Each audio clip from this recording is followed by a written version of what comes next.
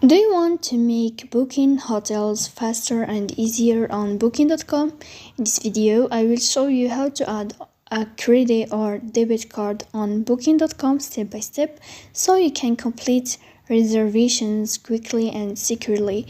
Adding your card ensures smooth payments, faster checkouts, and a better booking experience. So let's go to see how it works. The first thing you have to do is to go to booking.com.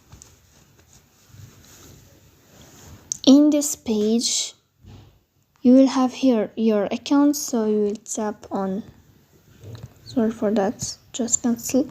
Here we go to the sign of profile. After that, in this page, you will find this window of payment methods, so you will tap on payment methods. And then here we'll find payment methods, securely add or remove payment methods to make it easier when you book, and you click on add a card.